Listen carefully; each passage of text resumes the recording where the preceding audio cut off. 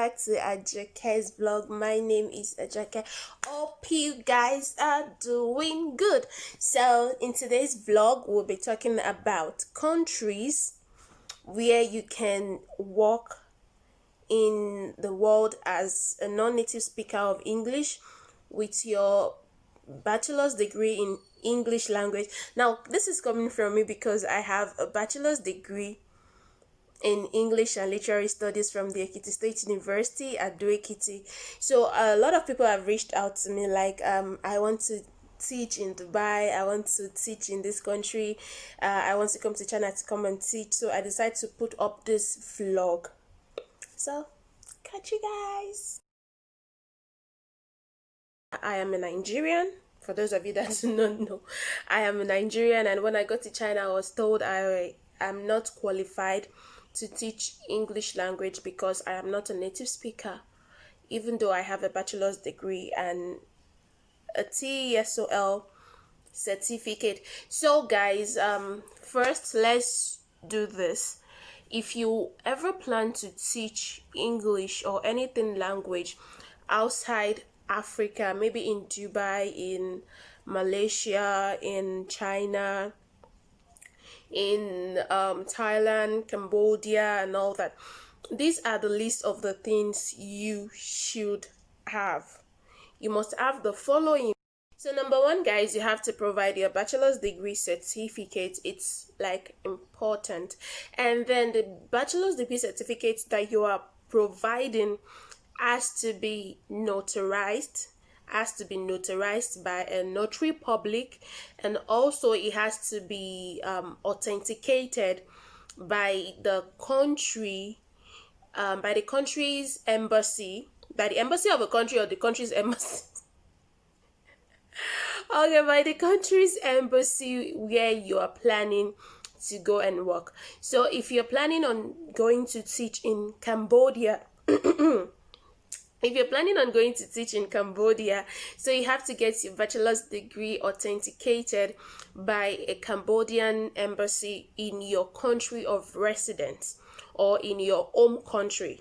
You have to get it authenticated by a Cambodian embassy in your country. If you're applying to China, Japan, it has to be a Japanese embassy. So another thing you also need is your resume. Now, please, when you're making your resume, please let your resume be detailed. Put in enough keywords. Now, what I mean by keywords is that some of these employers, actually, some of them would just look at your resume and try to put you on an international scale. So the resume you use in applying for a job in your home country, for local jobs in your home country, are not really worthy. So if you are confused about what to do with your resume, you can get a certified authority to work on your resume. Another thing is that you can go on LinkedIn and you check the job search and you put in the job description and you put in the job title. It brings out job description. Take your time to read through, write out, save, edit, and put that in your job description on your CV. That is what I did. So number three is clearance certificate. You need a police clearance certificate, and it's called a non-criminal certificate. Like, you're not a criminal, you've not broken any laws, you don't have pending court cases. So you can get that as the divisional head of the police in your country. I don't know, but one I know is that the one I did the last time was done in Lagos, around that Ikoyi side. I think they call it Bansi or what, I don't know. Another thing you have to do is you have to get a medical clearance. You have to do a full body medical clearance to show that you are healthy, you have no sickness, your eyes can see very well, you don't have hypertension, you don't have HIV, diabetes, hepatitis, different type of hepatitis, just like you are whole. Another thing you need is your TEFL or TESOL certificate. That is if you're teaching any language based course, like if you're going to teach English, if you're going to teach literature in English, if you're going to teach drama, you need a TESOL or a TEFL certificate that shows that you are certified to teach English to non-native speakers of English language. So that is basically what you need that for. And now, the why it's also important is that there is no way you're going to land an international job on a legal visa without a TESOL. Like, it's the requirement of all the governments of these countries for you to have a TEFL or a TESOL. So in my next vlog, I'm going to talk about different TEFL and TESOL companies and the reasons why you should use them, and their charges, and the job opportunities you have for using those TESOL or TEFL companies. And also, you need a reference letter. You need 2 reference letters from your now that, and each letter should have like a minimum of 2 years working experience. You can have more than that, but it should have like a 2 years minimum working experience, and that means 2 years from 2 former employers. That means you have 4 years working experience. Like, you have to have a reference letter from a previous employer, except you are a fresh graduate. If you're a fresh graduate, you can talk to your employer that, okay, you're a fresh graduate, you don't have a working experience. They will know how to go about that. So those are the documents you basically need for your application to teach English or any language-based courses outside of Africa. Now let's go to the countries where you can work. Okay, so guys, basically this is an update, a personal update of my life. I might be leaving China. As you all know that I'm studying in China, and during COVID-19 I've not been able to work. Like, my school has not even allowed us to move out. And since I've been responsible for myself, my tuition, my bills and everything. Like, I've been responsible, no help from nobody or anyone. So because I've not been able to work and all that, I am in a kind of fix. Like, I might not be able to renew my visa. I might not be able to renew my visa, and to avoid breaking Chinese laws, I have to leave. So basically, this research started from the beginning of the COVID-19, because a couple of my friends are also in the same scenario. Some are back in Africa, some are still here trying to find ways on how to do the visa issue and all that. But if it's not gonna work, we're gonna leave. That's fine. So basically, I've been making this research, and number one is Cambodia. Like, Cambodia, you can work. You can really work. The pay is not really very good, but you can teach English legally in Cambodia. And the same documents you need that I listed earlier are the same document.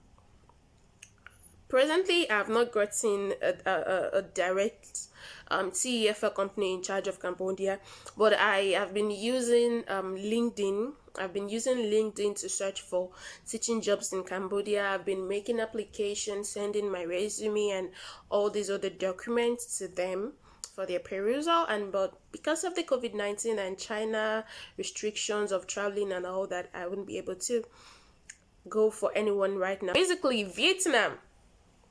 Yeah, in Vietnam too, you can apply for English teaching in Vietnam. But most of the jobs I've seen from Vietnam, I will send my resume and they will tell me, oh, we are sorry, we can't accept a Nigerian. Oh, you have to come here first. When you get here first, and then you can apply, you can start looking for jobs. So if you think you are able to take a risk of going to Vietnam, and then on a visiting visa or whatever kind of visa, then you start looking for a job, then Vietnam is also good for you. And also Dubai. Yeah, Dubai. Now, people don't really know about Dubai. Like, if I had considered working in Dubai or teaching in Dubai before coming to China, I would have chosen Dubai over China. That's how sincere I am, because the amount of money I've spent in China trying to get my certificate, and at this time I'm in a fix. I just thought about how everything, the numbers of years I've wasted, 2 years, and the things I should have done, and it is well. So presently, I am on indeed.ae. I'll write it out: indeed.ae. So on indeed.ae, you can put in your stuff, log in your details, and then you check for jobs in Dubai, teaching jobs in Dubai, and you can apply. Another way you can also apply for a job in Dubai is just like Vietnam. You have to get a 3 month visa to go to Dubai, and when you get to Dubai, your 3 months starts counting and you start looking for jobs. So if you feel like you don't have a job, you have to leave Dubai. That's another way of being, like most people that I've spoken to in Dubai, that is what they do. They will be like, no employer, most employer would not employ you if you're outside Dubai. So but when you get to Dubai and you try to look for jobs and you make connections, it is easier for you to get a job that way. And also, well, if you find jobs in China, China is another place for you to teach and work legally, though it's hard, difficult for Nigerians, for Kenyans and Zimbabweans to get teaching job in China. Chinese relatively prefers white people from England, Canada, Australia, even Russian. There are Russians that teach English in China. But if Russians can teach English in China when they are not native speakers of English, they have their own native language. But because I am Nigerian, I am not able, because maybe because I'm black, or maybe because whatever reasons, we do not know. So guys, if you have any questions about teaching in China or any part of Asia, if you're making a research, if you have any contribution, please just let me know. You can follow me on Instagram at AJOKE'S vlog, and also please subscribe to my YouTube channel. Like, comment, and share, and turn on the notification bell. I would love to read from you. I would love to hear from you. Thank you so much.